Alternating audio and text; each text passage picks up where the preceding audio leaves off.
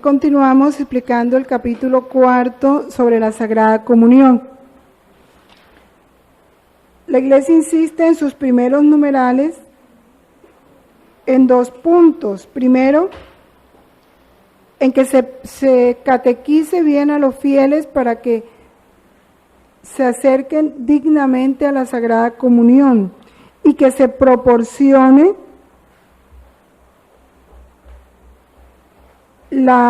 dice, los fieles deben ser guiados con insistencia hacia la costumbre de participar en el sacramento de la penitencia fuera de la celebración de la misa, para que así se pueda administrar con tranquilidad.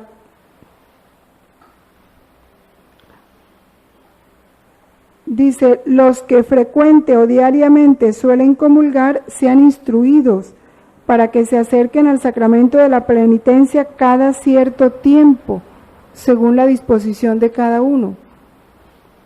Porque a veces cogen la comunión como rutina y nunca se confiesan. La primera comunión de los niños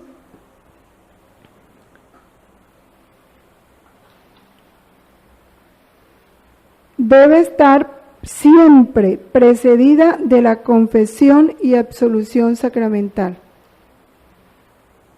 Dolorosamente, ¿cómo? Precedida. Porque a veces, no, como son niños ellos no tienen pecado. Entonces directo a la comunión. Además, la primera comunión siempre debe ser administrada por un sacerdote. Y ciertamente nunca fuera de la celebración de la misa. Salvo casos excepcionales, es poco adecuado que se administre el Jueves Santo in cena Domini.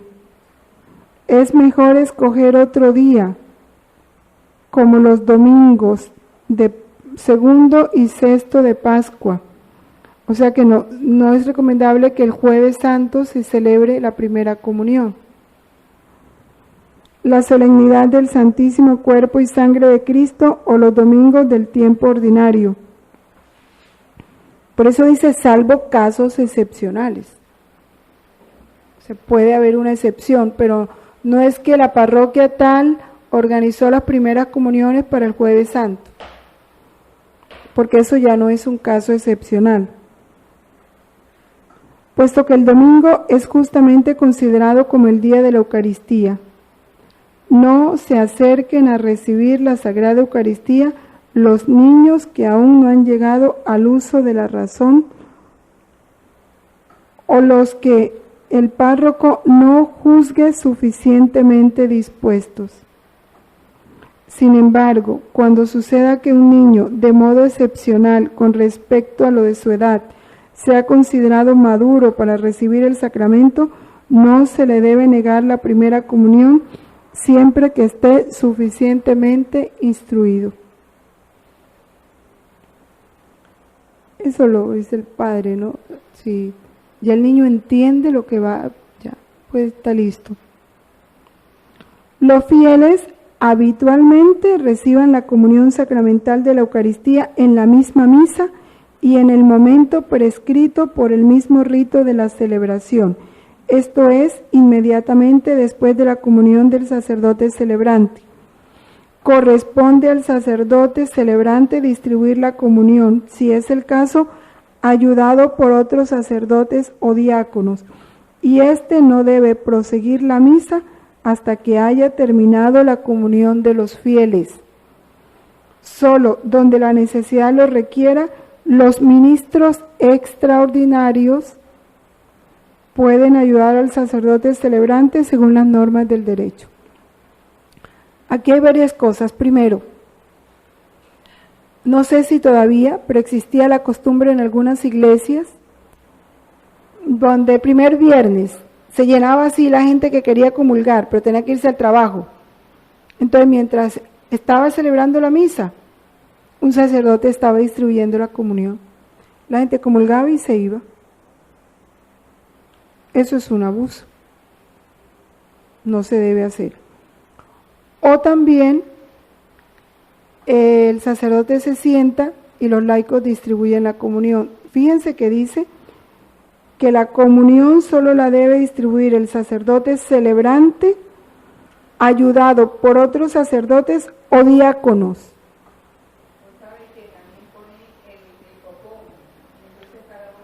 No. Donde la necesidad lo requiera, porque no hay diácono, porque no hay otros sacerdotes, porque es muchísima la gente, los ministros extraordinarios. Y esos ministros extraordinarios tienen que ser debidamente preparados y autorizados por el obispo. Yo no sé si todavía aquí en Barranquilla hubo un tiempo en que aún a los religiosos que necesitábamos o queríamos prestar ese servicio, igual se nos preparaba y se nos consagraba. Ni siquiera cualquier religioso. No sé este obispo si todavía ha continuado con eso, pero cuando yo trabajé aquí en Barranquilla, eso existía.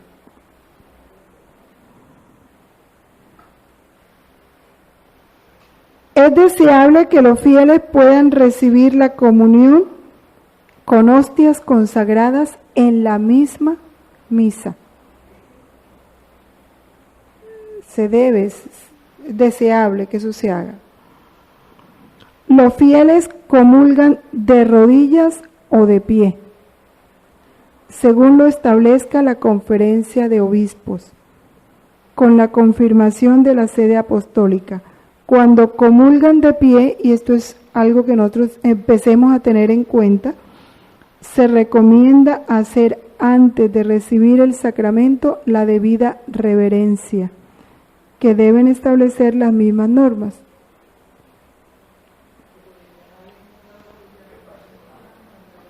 Por eso, pero si la vamos a recibir de pie, hay que hacer la reverencia. En algunos sitios, por eso es que la puede recibir de pie, que puede recibirla de rodillas o de pie. Cuando comulgan de pie, se recomienda hacer antes de recibir el sacramento la debida reverencia. Ahora, para no dejar al sacerdote con la hostia, hacemos la reverencia antes, ¿ya? Entonces, tener en cuenta eso. En la distribución de la comunión, se debe recordar que los ministros sagrados no pueden negar los sacramentos a quienes los pidan de modo oportuno. Están bien dispuestos y no les sea prohibido por el derecho recibirlos. Cualquier bautizado a quien el derecho no se lo prohíba puede ser admitido a la comunión. No es lícito negar la comunión a un fiel, por ejemplo, solo por el hecho de querer recibir la Eucaristía arrodillado o de pie. ¿Ya? Entonces, si una persona se arrodilla a recibir la comunión, no se le debe negar. Debe dársele. Aquí lo dice. No es lícito negar la Sagrada Comunión a un fiel solo por el hecho de querer recibir la Eucaristía arrodillado o de pie. El lugar dice de rodillas y él no se arrodilla, no se le debe negar. ¿Ya? Claro. Aunque todo fiel tiene siempre derecho a elegir si desea recibir la Sagrada Comunión en la boca, si el que va a comulgar quiere recibir en la mano el sacramento, en los lugares donde la Conferencia de Obispos lo haya permitido, con la confirmación de la sede apostólica, se le debe administrar la Sagrada Hostia. Sin embargo, póngase especial cuidado de que el comulgante consuma inmediatamente la hostia, delante del ministro. No es que se va y se la come, no, ahí. Y ninguno se aleje teniendo en la mano las especies eucarísticas. Si existe peligro de la profanación, no se distribuye a los fieles la comunión en la mano. Entonces, que estas son cosas claras para cuando la gente empiece, tengamos nosotros claridad sobre esto. La bandeja para la comunión o patena se debe mantener para evitar el peligro de que caiga la hostia consagrada o algún fragmento. Debe usarse, ya es orden que debe usarse, ¿no? Entonces hay que conseguirla, empezando por nosotros. Sí, claro, sí, es que si el Papa saca esto, los primeros tenemos que obedecer somos nosotros, ¿sí? No está permitido que los fieles tomen la hostia consagrada ni el cáliz sagrado por sí mismos. Que tú saques la hostia del copón, no está permitido. Ni mucho menos que se lo pasen entre sí de mano en mano. En esta materia, además, debe suprimirse el abuso de que los esposos en la misa nupcial se administren de modo recíproco la Sagrada Comunión. Deben recibirla de mano del sacerdote.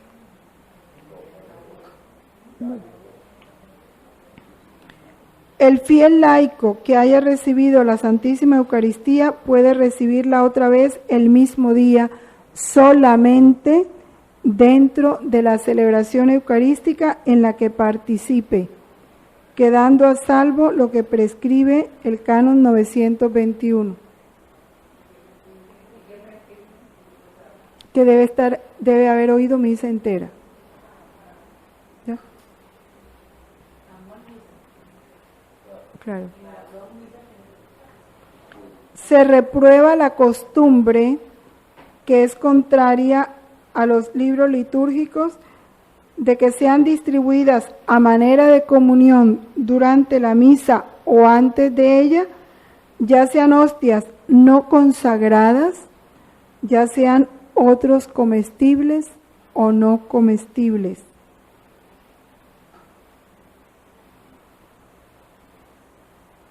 Puesto que estas costumbres de ningún modo concuerdan con la tradición del rito romano y llevan consigo el peligro de inducir a confusión a los fieles respecto a la doctrina eucarística de la Iglesia. Debe ser que en algunos lugares a los que no comulgan les dan hostias sin consagrar, o les dan otra cosa para que coman. Donde en algunos lugares exista por concesión la costumbre particular de bendecir y distribuir pan después de la misa, téngase gran cuidado de que se dé una adecuada catequesis sobre este acto. No se introduzcan otras costumbres similares, ni sean utilizadas para esto nunca hostias no consagradas, que crea confusión en la gente. La comunión de los sacerdotes. El sacerdote debe comulgar en el altar, cuando lo determina el misal. Nunca espere para comulgar el sacerdote celebrante o los concelebrantes hasta que termine la comunión del pueblo.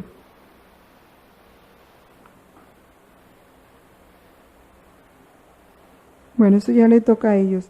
La comunión bajo las 12 especies.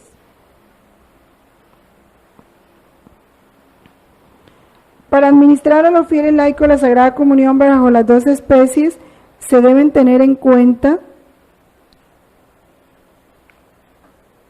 las circunstancias sobre las que se deben juzgar, en primer lugar, los obispos diocesanos. Se debe excluir la comunión bajo las 2 especies cuando exista peligro de profanación de las especies. No se administre la comunión con el cáliz a los fieles laicos donde sea tan grande el número de los que van a comulgar que resulte difícil calcular la cantidad de vino para la Eucaristía y exista el peligro de que sobre demasiada cantidad de sangre de Cristo que deba sumirse al final de la concelebración. Tampoco donde el acceso ordenado al cáliz solo sea posible con dificultad, o donde sea necesaria tal cantidad de vino que sea difícil poder conocer su calidad y su proveniencia, o cuando no esté disponible un número suficiente de ministros sagrados ni de ministros extraordinarios de la Sagrada Comunión que tengan la formación adecuada, o donde una parte importante del pueblo no quiera participar del cáliz por diversas y persistentes causas, disminuyendo así en cierto modo el signo de unidad. Contagio, ¿no? El caso de contagio, o sea, prever esas cosas. Por eso siempre debe administrarse en grupos especiales, pequeños y conocidos, ¿no? No se permita al comulgante, dice,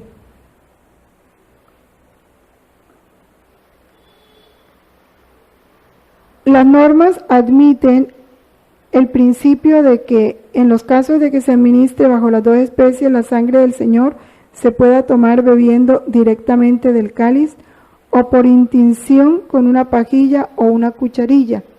En los orientales utilizan así, te dan una cucharita el vino.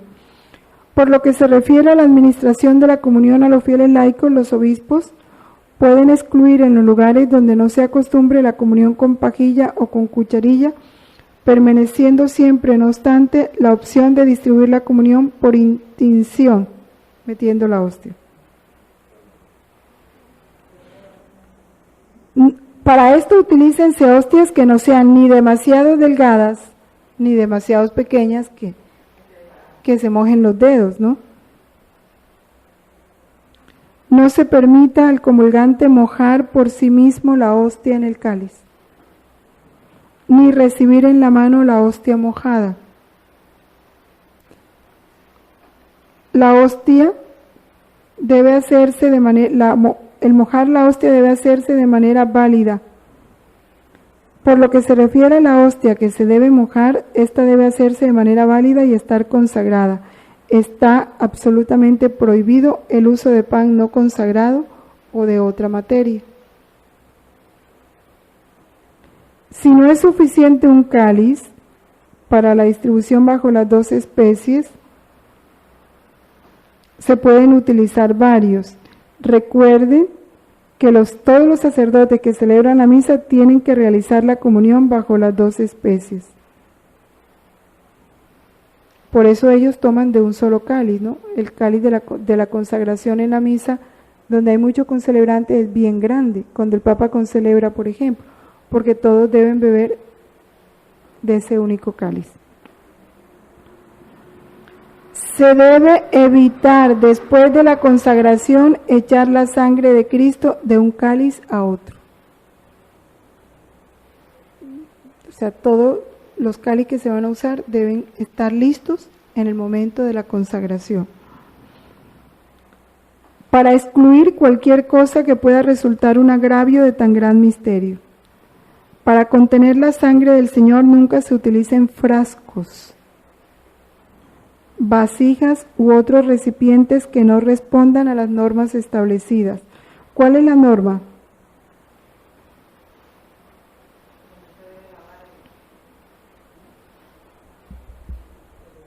Dice, bueno, ahorita más adelante explica esa parte. Quien arroja por tierra las especies consagradas o las lleva o retiene con una finalidad sacrílega, incurre en excomunión lete sentencia, reservada a la sede apostólica. El clérigo puede ser castigado además con otra pena, sin excluir la expulsión del estado clerical. En este caso se debe considerar incluida cualquier acción voluntaria y grave de desprecio de las sagradas especies.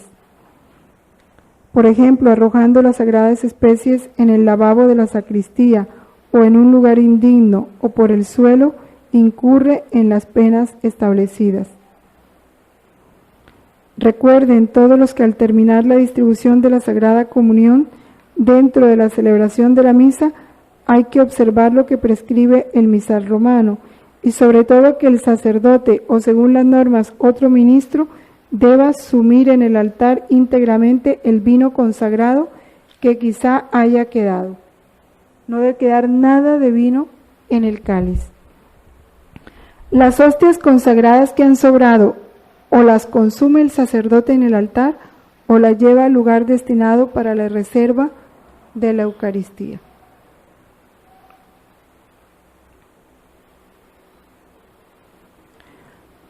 ¿Hay alguna pregunta sobre esto? Bueno, había un capítulo que, mejor dicho, ha levantado polvo, que es algo que ya se había dicho. El lugar de la celebración de la Eucaristía. Cuando uno comprende lo que es la Eucaristía, esto es lo más normal. La Eucaristía se debe celebrar en un lugar sagrado. Es que es Cristo mismo, el altar es Cristo, el pan es Cristo y el sacerdote es Cristo. Es Cristo el que se ofrece, el que ofrece y aquel en quien todo se ofrece. A no ser que en un caso particular la necesidad exija otra cosa. En este caso la celebración debe realizarse en un lugar digno. Por ejemplo, cuando uno va a misiones, ¿no? A esas veredas donde nunca va un sacerdote, donde no hay ni siquiera una capilla, hay una misión y se va a celebrar la Eucaristía. Entonces se busca una mesa digna y un lugar digno para la celebración de la Eucaristía. Esos son los casos, dijéramos, de necesidad, en donde realmente toca porque no hay más. Nunca es lícito a un sacerdote celebrar la Eucaristía en un templo o lugar sagrado de cualquier religión no cristiana. Entonces llegamos a una mezquita y entonces el sacerdote va a celebrar en la mezquita para orar por los musulmanes. Solo en el templo católico. Los sacerdotes se recomienda la celebración diaria encarecidamente, ¿no? Aunque no pueda tenerse con asistencia de fieles, es una acción de Cristo y de la Iglesia. Así la celebren solitos. Así no haya nadie. En la concelebración de la Eucaristía, admítese a celebrar a un sacerdote aunque el rector de la Iglesia no lo conozca, con tal de que presente las cartas comendaticias. La misa se debe celebrar en lengua latina o en otra lengua, con tal de que se empleen textos litúrgicos que hayan sido aprobados.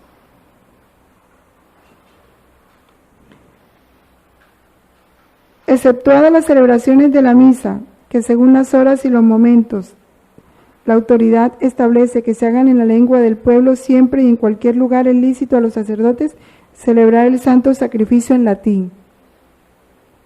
O sea, no es problema de que un sacerdote venga aquí y celebre en latín. Así nosotros hablemos español, ¿ya? Lo pueden hacer. Cuando una misa es concelebrada por varios sacerdotes, en la plegaria eucarística se debe utilizar la lengua conocida por todos. Por eso cuando son de varias lenguas, pues les tocará celebrar en latín, ¿no?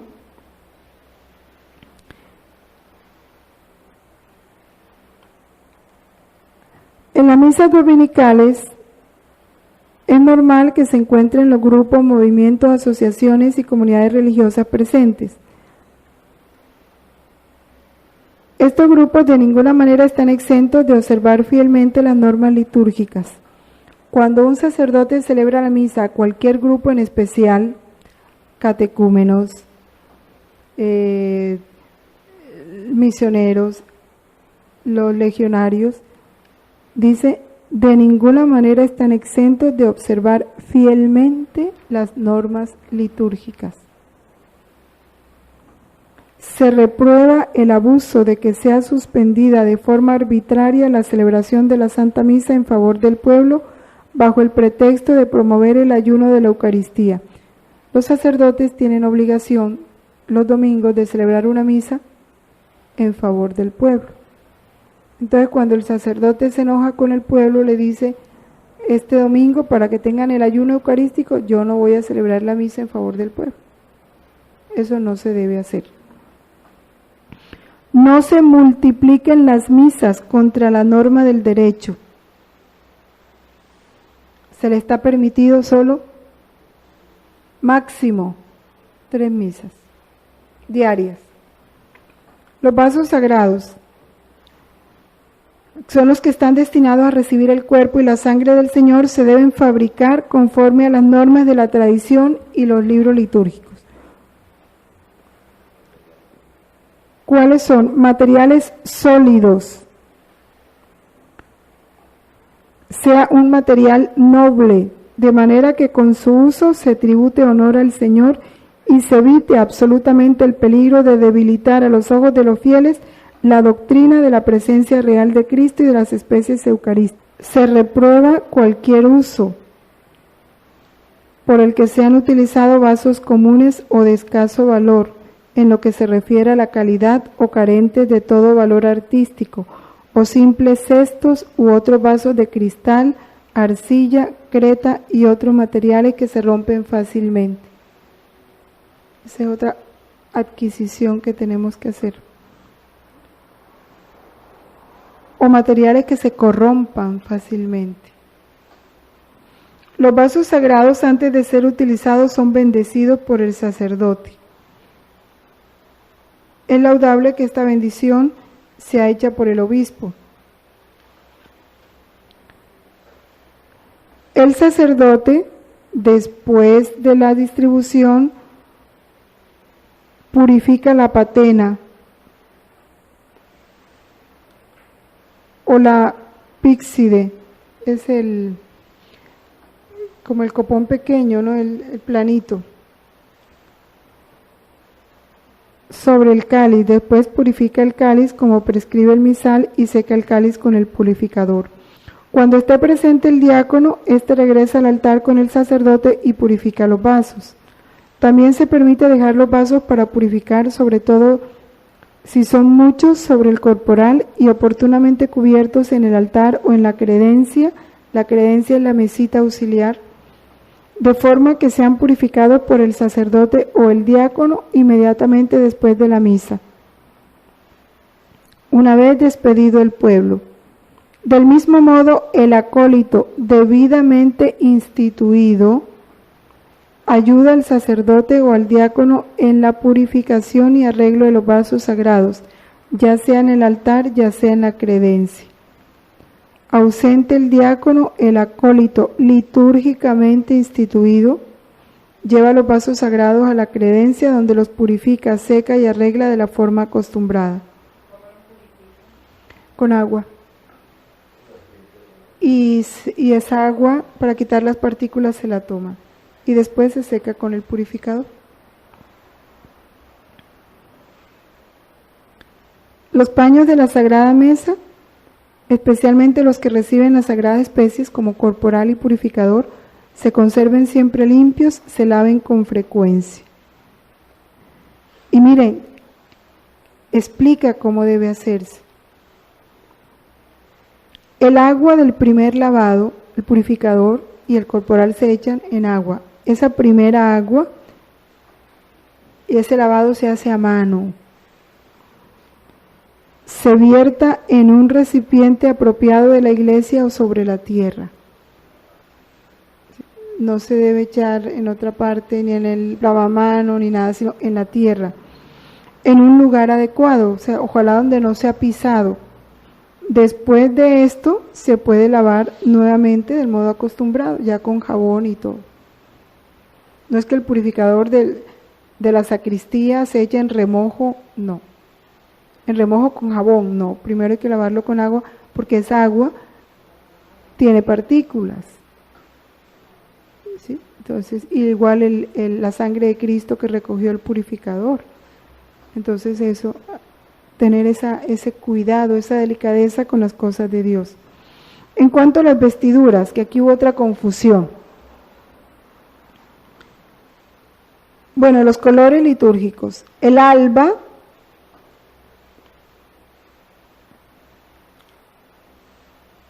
debe estar cogida con un cíngulo. Dice, a no ser que se adhiera al cuerpo sin cíngulo.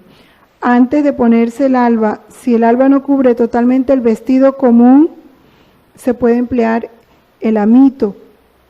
Era un trapo cuadrado que se usaba antes. La vestidura propia del sacerdote celebrante en la misa y en otras acciones sagradas es la casulla, que se coloca sobre el alba y la estola. El sacerdote que se reviste con la casulla conforme a las rúbricas no deje de ponerse la estola. Todos los ordinarios vigilen para que sea extirpada cualquier costumbre contraria.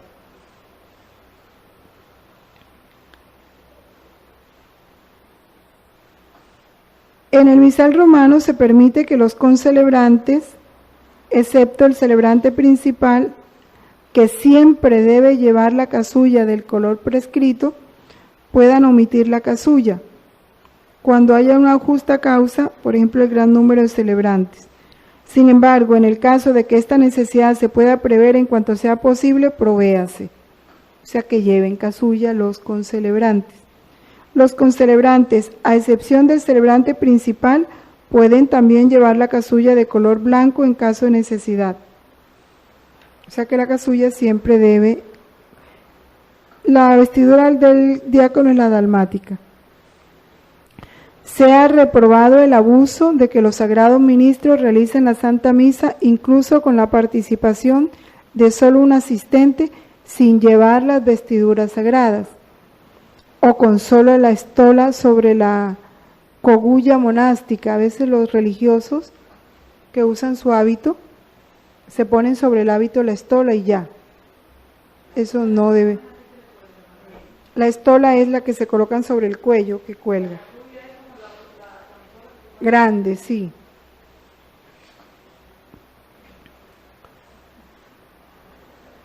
O en el hábito común de los religiosos o la vestidura ordinaria contra la presente de los libros litúrgicos.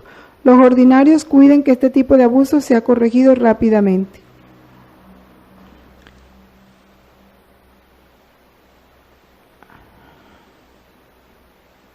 Bueno.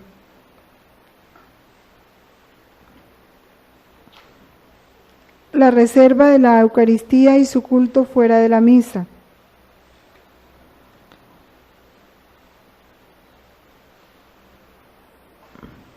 Se prohíbe reservar el Santísimo Sacramento en los lugares que no están bajo la segura autoridad del obispo diocesano o donde exista peligro de profanación. Esto porque hubo un tiempo, yo no sé si todavía está, espero que no, en la renovación carismática se le autorizaba a muchas personas llevar la Eucaristía. Y entonces conseguían como un relicario y llevaban la Eucaristía consigo. Eso no está permitido. Para que la Eucaristía se reserve, incluso en nuestras casas.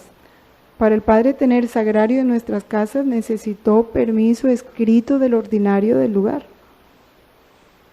No se puede. Porque ha habido mucho abuso. Hay personas que se las dieron para que las tuvieran en sus casas o llevar consigo en su cuerpo, no.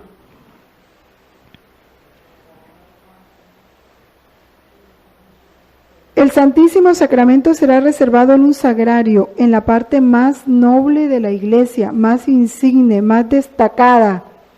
Ahora lo están reduciendo a la parte menos destacada. La parte más destacada, pues si es el centro, más convenientemente adornada y también por la tranquilidad del lugar, apropiada para la oración con espacio ante el sagrario, así como suficientes bancos o asientos y reclinatorios. ¿Cómo lo van a reducir a una capillita? Tú entras al templo y no está ahí. No, eso no está bien. Por lo mismo, malas interpretaciones. Claro, darle el lugar que le conviene. Claro. Nadie lleve la Sagrada Eucaristía a casa o a otro lugar contra las normas del derecho. Sustraer o retener las sagradas especies con un fin sacrílego o arrojarlas constituye una de las graviora delicta, o sea, de los delitos más graves. El sacerdote o diácono o el ministro extraordinario, cuando el ministro ordinario está ausente o impedido que lleva al enfermo la Sagrada Eucaristía para la comunión, irá directamente, en cuanto sea posible, desde el lugar donde se reserva el sacramento hasta el domicilio del enfermo, excluyendo, mientras tanto, cualquier otra actividad profana, para evitar todo peligro de profanación y para guardar el máximo respeto al cuerpo de Cristo. Además, sígase siempre el ritual para administrar la comunión a los enfermos. A veces, ay, espérate un momentico que pasamos por la Olímpica y tengo que ir a comprar, y se deja al Santísimo ahí un buen rato. No, es directo del templo a la casa del enfermo sin ninguna otra parada. Sacerdote, diácono o ministro extraordinario de la Eucaristía, nadie más.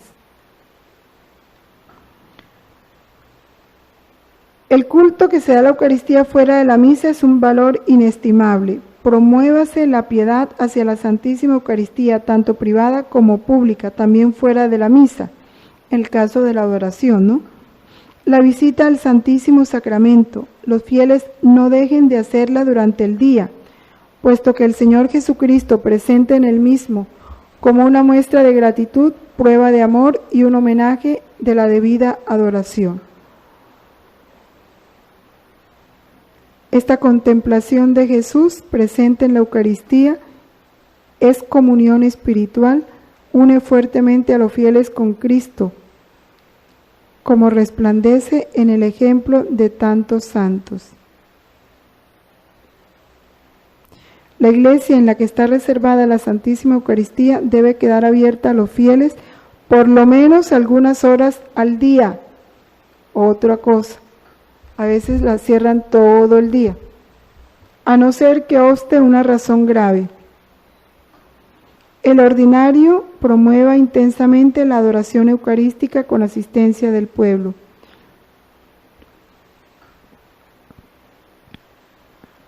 La exposición de la Santísima Eucaristía hágase siempre como se prescribe en los libros litúrgicos. No se excluya el rezo del rosario, admirable en su sencillez y en su profundidad, delante de la reserva eucarística o del Santísimo Sacramento expuesto. Sin embargo, cuando se hace la exposición, se evidencie el carácter de esta oración como contemplación de los misterios de la vida de Cristo,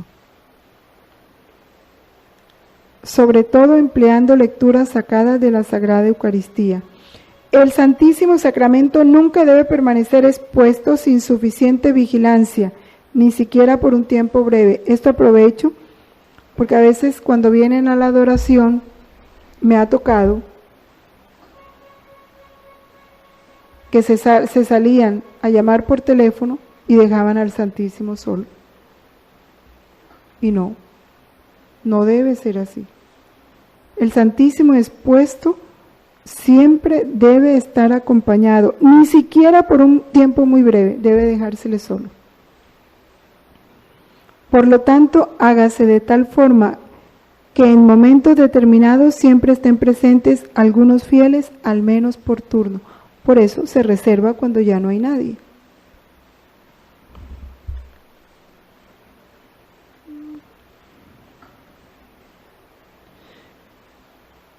Es muy recomendable designe algunas iglesias para la adoración perpetua. En cuanto sea posible, diariamente se haga la exposición que se interrumpirá mientras se celebra la misa. Conviene que en la misa que precede inmediatamente a un tiempo de adoración se consagre la hostia que se expondrá a la adoración y se coloque en una custodia sobre el altar después de la comunión. Bueno, las procesiones y los congresos eucarísticos. Conviene no perder la tradición de realizar procesiones eucarísticas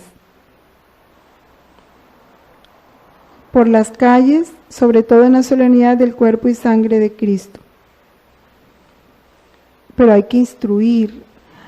Es que me ha tocado ver, antes veían los carros que venía la procesión, paraban el carro, se bajaban, se arrodillaban, adoraban, y cuando pasaba la procesión, seguían su marcha. Es que es el mismo Dios. Si yo voy por la calle y veo que viene un sacerdote con el Santísimo, así sea reservado, porque va a dar debo arrodillarme y adorarlo. Es que es Jesús mismo que está pasando. Nosotros no debemos ser indiferentes a esas cosas, porque ahí está la delicadeza en el amor. Igual si es tu casa y entra el sacerdote con el Santísimo a visitar al enfermo, arrodíllate y adóralo.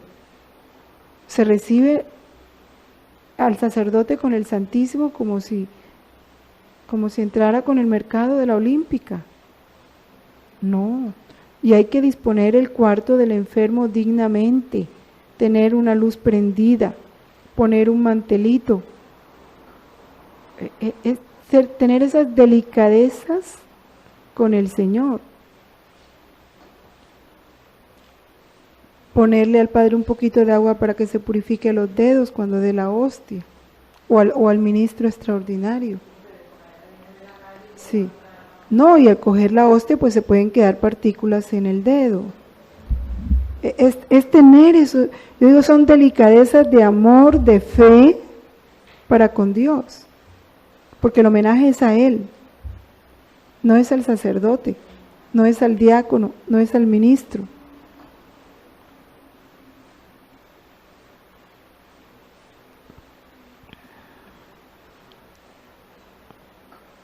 Dice, búsquense nuevas maneras de realizarlas acomodándolas a los tiempos actuales, bien sea en torno al santuario, en lugares de la iglesia o en parques públicos. ¿Se acuerdan antes que habían esas procesiones en que toda la ciudad se volcaba a adorar ese cuerpo de Cristo? Bueno.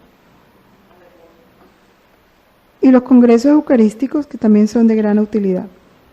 Luego el capítulo 7 habla de los ministros extraordinarios y de los fieles laicos de la Sagrada Comunión, ¿no?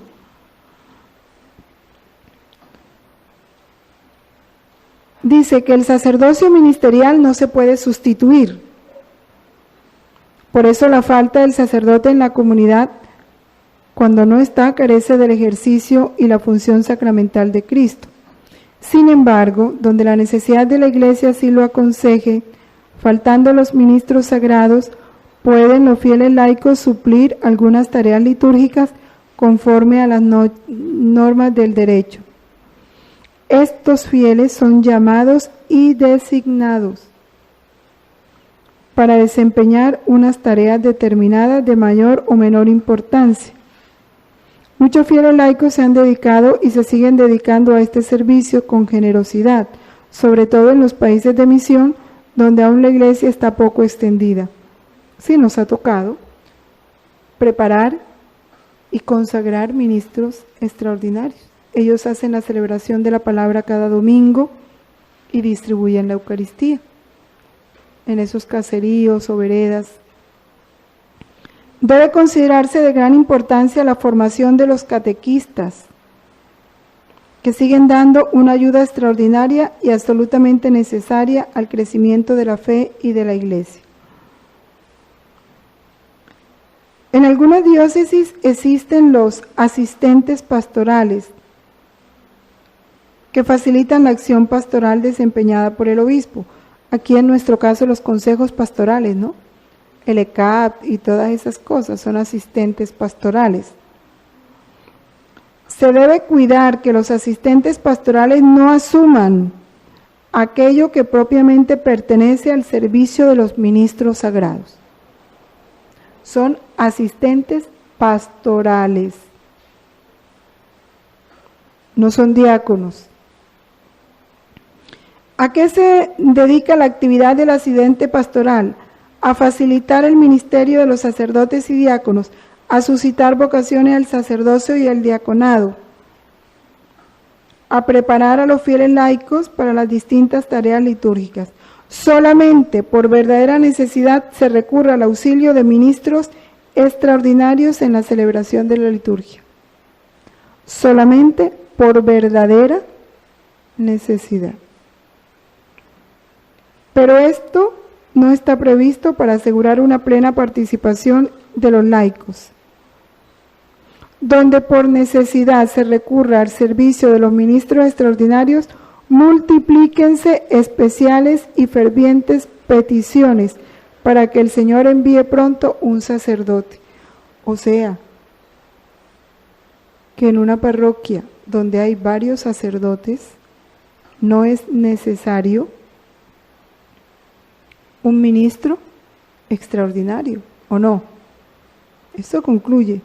Donde por necesidad se recurra al servicio de los ministros extraordinarios, multiplíquense especiales y fervientes peticiones para que el Señor envíe pronto un sacerdote para el servicio de la comunidad y suscite abundantes vocaciones a las sagradas órdenes. Por lo tanto, estos ministerios de mera suplencia no deben ser ocasión de una deformación del mismo ministerio de los sacerdotes, de modo que estos descuiden la celebración de la misa por el pueblo que les ha sido confiado, la personal solicitud hacia los enfermos. Es el sacerdote el que debe visitar el enfermo. El cuidado del bautismo de los niños, la asistencia a los matrimonios o la celebración de las exequias cristianas que ante todo conciernen a los sacerdotes ayudados por los diáconos. No es función de los ministros extraordinarios de la Eucaristía. Así pues, no suceda que los sacerdotes en las parroquias cambien indiferentemente con diáconos o laicos las tareas pastorales, confundiendo de esta manera lo específico de cada uno.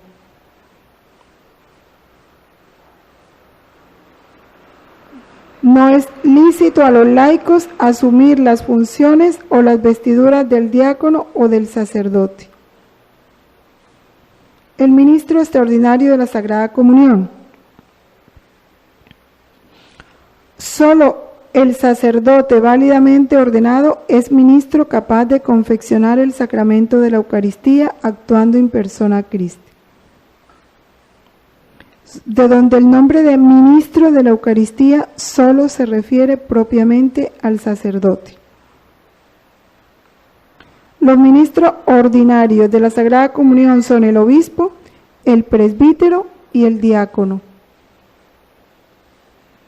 a los que corresponde, por lo tanto, administrar la Sagrada Comunión a los fieles laicos en la celebración de la Santa Misa. Además de los ministros ordinarios, está el acólito instituido ritualmente, que por la institución es ministro extraordinario de la Sagrada Comunión, desde que no sea niño, por supuesto, ¿no? Incluso fuera de la celebración de la misa.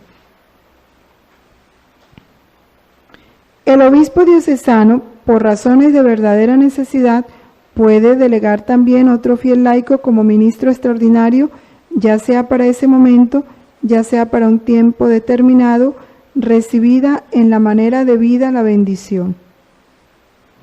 Sin embargo, este acto de designación no tiene necesariamente una forma litúrgica, ni de ningún modo, si tiene lugar, puede asemejarse la sagrada ordenación.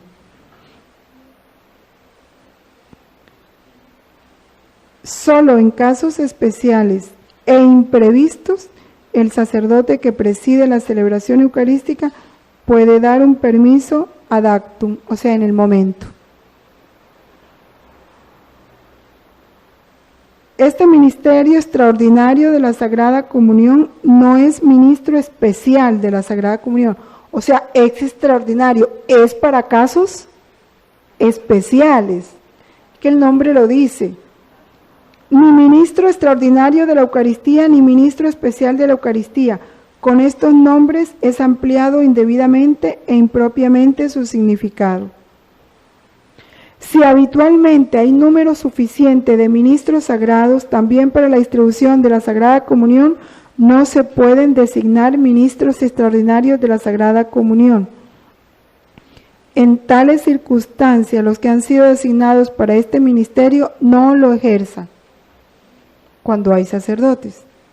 Repruébase la costumbre de aquellos sacerdotes que, a pesar de estar presentes en la celebración, se abstienen de distribuir la comunión, encomendando esta tarea a laicos. El ministro extraordinario de la Sagrada Comunión podrá administrar la comunión solamente en ausencia del sacerdote o diácono.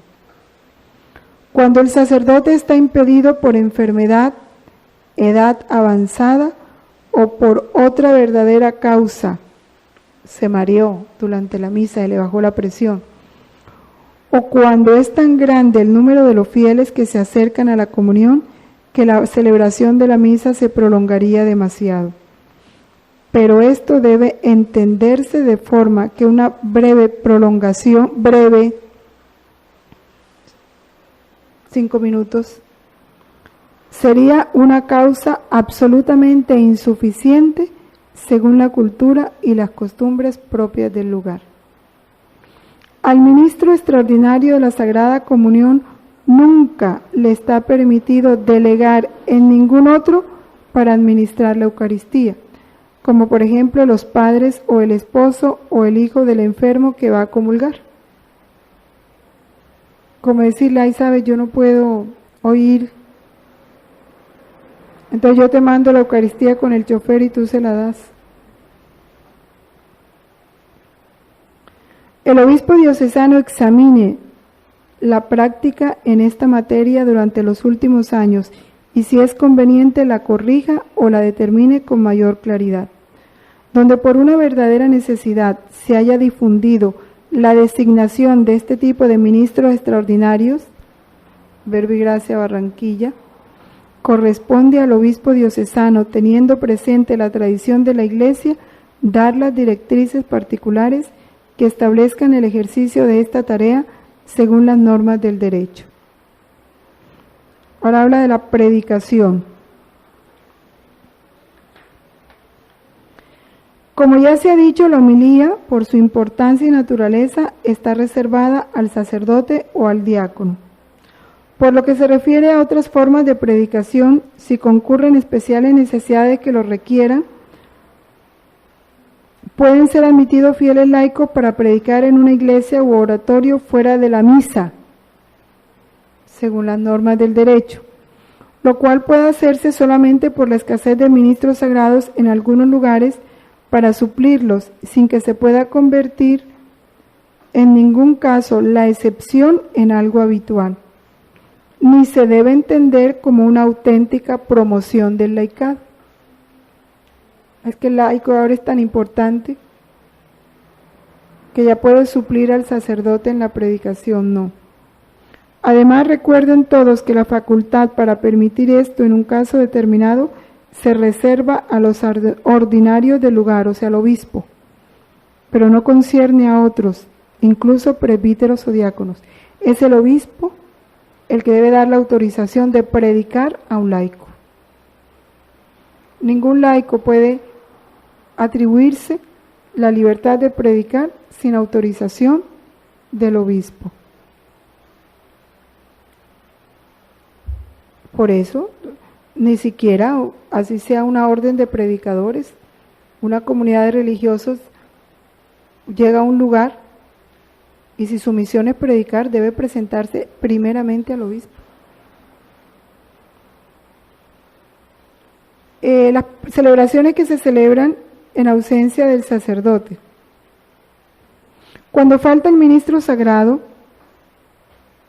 el pueblo cristiano tiene derecho a que el obispo diocesano procure que se realice alguna celebración dominical para esa comunidad bajo su autoridad. Para esta clase de celebraciones especiales deben ser consideradas siempre como absolutamente extraordinarias, o sea, no es lo normal. Ya sean diáconos o fieles laicos, todos los que han sido encargados por el obispo para tomar parte en este tipo de celebraciones Considerarán como cometido suyo el mantener viva en la comunidad una verdadera hambre de la Eucaristía, que lleve a no perder ocasión alguna de tener la celebración de la misa, incluso aprovechando la presencia ocasional de un sacerdote que no esté impedido por el derecho de la Iglesia para celebrarla. Ahora me hizo acordar, a veces en esas veredas, como no tienen todo el conocimiento, salen diciendo que es mejor la misa de la hermanita que la del padre, porque es más corta. Es importante esto porque supongamos que llega como el padre Holman, ¿sí? o el padre Hoyos, llamarlo a celebrar, no, porque no están autorizados, así sean sacerdotes. Tiene que ser un sacerdote que esté legítimamente autorizado por la Iglesia. Por eso hay que evitar cualquier confusión entre este tipo de reuniones y la celebración eucarística. Por eso los obispos valoren con prudencia si se debe distribuir la Sagrada Comunión en estas reuniones, porque puede llegarse a una profanación. Conviene que esto sea determinado para lograr una mayor coordinación por la Conferencia de Obispos, de modo que alcanzada la resolución, la presentará a la aprobación de la sede apostólica. En ausencia del sacerdote y del diácono, será preferible que las diversas partes puedan ser distribuidas entre varios fieles, en vez de que uno solo de los fieles laicos dirija toda la celebración. No conviene en ningún caso que se diga de un fiel laico que preside la celebración, o sea, porque no está celebrando. El obispo no debe conceder facilidad que este tipo de celebraciones se haga, sobre todo si en ellas se distribuye la Sagrada Comunión. Se realizan en los días feriales y sobre todo en los lugares donde el domingo precedente o siguiente se ha podido o se podrá celebrar la Eucaristía. Se ruega vivamente a los sacerdotes que, a ser posible, celebren diariamente la Santa Misa por el pueblo en una de las iglesias que les ha sido encomendada. Tampoco se pueden reemplazar la Santa Misa con celebraciones ecuménicas de la palabra o con encuentros de oración en común con cristianos miembros de dichas comunidades eclesiales o con la participación en su servicio litúrgico. Si por una necesidad urgente el obispo diocesano permitiera la participación de los católicos, o sea, con grupos de otro credo, vigilen los pastores para que entre los fieles católicos no se produzca confusión sobre la necesidad de participar en la misa de precepto, también en estas ocasiones o a otra hora del día. Eso me imagino en lugares donde los católicos son una minoría, ¿no? Si les toca asistir a un entierro de otra religión, pues de ninguna manera crean que ya con eso suplen la misa.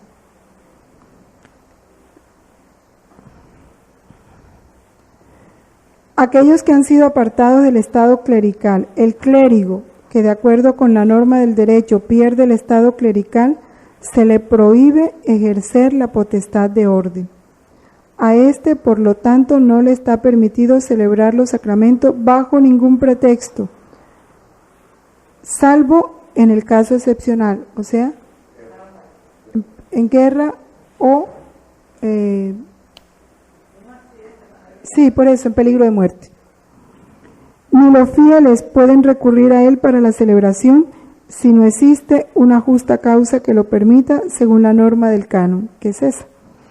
Además, estas personas no hagan la homilía, ni jamás asuman ninguna tarea o ministerio en la celebración de la Sagrada Liturgia para evitar la confusión entre los fieles y que sea oscurecida la verdad. Entre los remedios, que es muy importante que ya vamos a terminar, es el último capítulo, el capítulo 8. Cuando se comete un abuso en la celebración de la Sagrada Liturgia, verdaderamente se realiza una falsificación de la liturgia católica. ha escrito Santo Tomás, incurre en el vicio de falsedad, quien de parte de la Iglesia ofrece el culto a Dios contrariamente a la forma establecida por la autoridad divina de la Iglesia y su costumbre.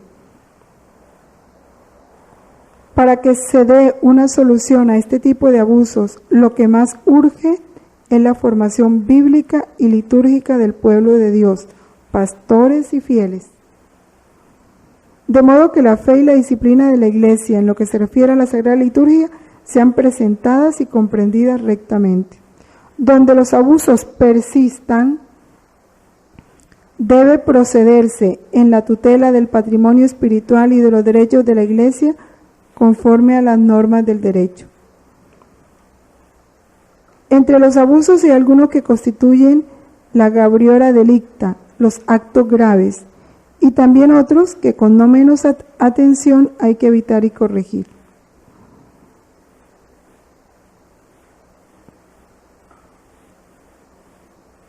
¿Cuáles son los de gabriora delicta? Sustraer con fines sacrílegos o retener o arrojar las especies. Atentar la realización de la liturgia del sacrificio eucarístico o su simulación. Sacerdotes falsos, hacer sin las especies debidas. Con celebración prohibida del sacrificio eucarístico juntamente con ministros de comunidades eclesiales que no tienen la sucesión apostólica.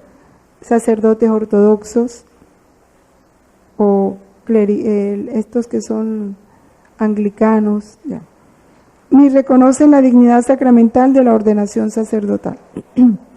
Consagración con fin sacrílego de una materia sin la otra en la celebración eucarística o también de ambas fuera de la celebración eucarística. Esos son los actos cuyo está reservada, ¿sí? Esto está reservado a la sede apostólica, quien incurre en estos delitos. Donde los abusos, a ver dónde dice, bueno, están reservados a la Congregación para la Doctrina de la Fe. Los actos graves, ¿cuáles son los actos graves? Los que ponen en peligro la validez y dignidad de la Santísima Eucaristía, esto es contra lo que se explicó más arriba. Ya sabemos, no es válido el sacramento cuando no tiene la característica de las especies, cuando no se hace conforme a las normas litúrgicas. Otros abusos.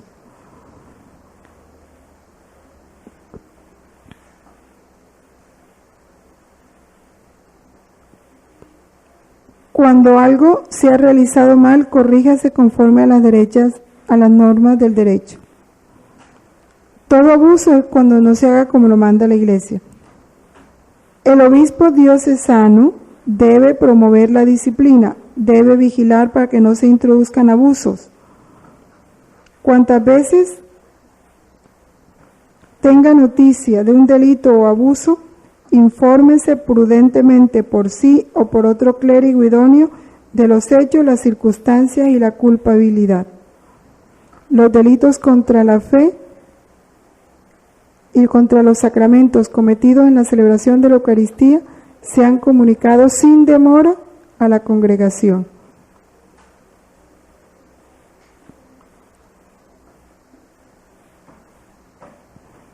Aquí está, todos procuren, según sus medios, que el Santísimo Sacramento de la Eucaristía sea defendido de toda irreverencia y deformación, y todos los abusos sean completamente corregidos. Es una tarea gravísima para todos y cada uno, y excluida toda acepción de personas, todos están obligados a cumplir esta labor. Cualquier católico, sea sacerdote, diácono, fiel laico, tiene derecho a exponer una queja por un abuso litúrgico ante el obispo diocesano o el ordinario competente que se le equipara en derecho, o ante la sede apostólica en virtud del primado del romano pontífice, cuando se trata de un obispo, por ejemplo. Si se trata de un obispo, ¿a quién le vas a poner tú la queja? a la sede apostólica. ¿Sí? Bueno. Conviene, sin embargo, que en cuanto sea posible, la reclamación o queja sea expuesta primero al obispo diocesano, pero esto se haga siempre con veracidad y caridad. O sea, primero al sacerdote.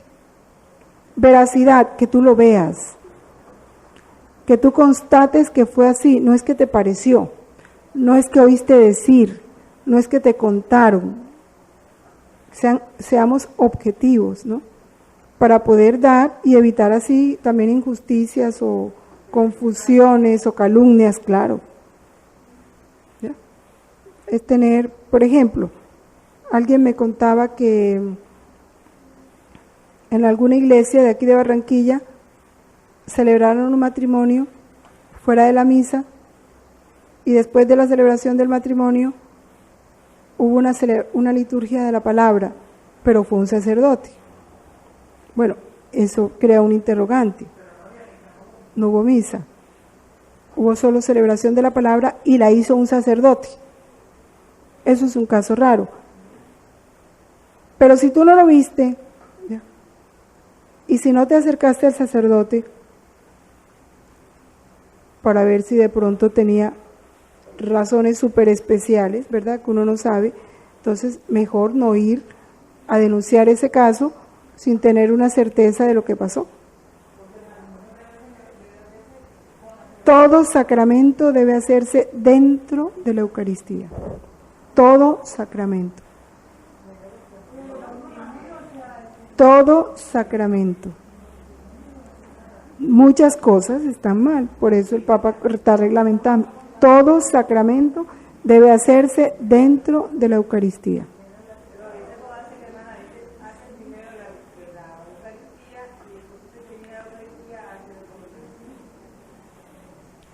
Bueno. Bueno, ya lo leímos aquí. El sacramento de la penitencia, ese debe hacerse separado de la Eucaristía, porque es preparación para la Eucaristía. ¿Ya? Es que el sacramento de la penitencia es sacramento de enfermos. Yo hablo del sacramento bautismo, Eucaristía, confirmación, matrimonio y orden. ¿Ya? Porque sacramentos de vida, porque el sacramento de la penitencia y la unción de los enfermos son sacramentos de enfermos. ¿Ya? No son sacramentos de vida, son sacramentos para enfermos.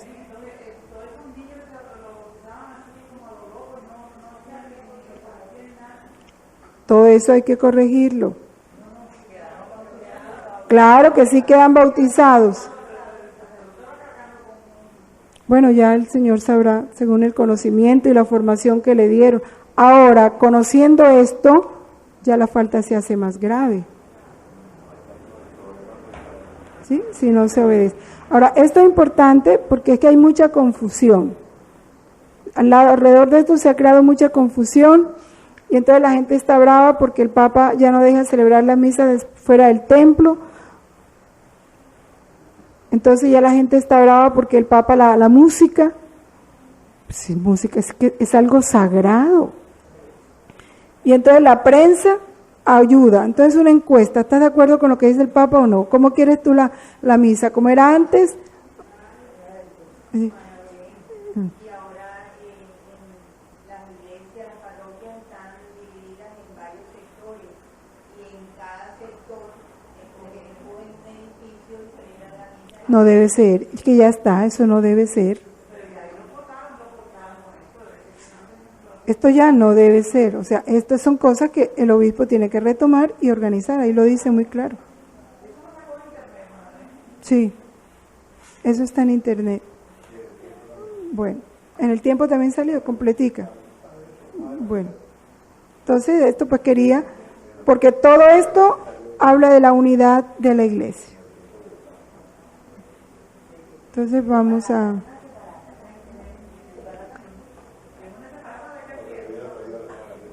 Bueno, entonces, sí, ya Andrea Paulina está próxima a salir.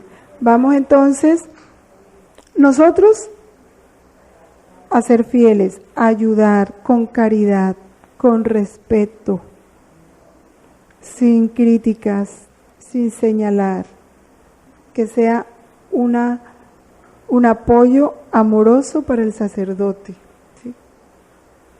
Amoroso, que lo hagamos por amor a Dios y a la Iglesia.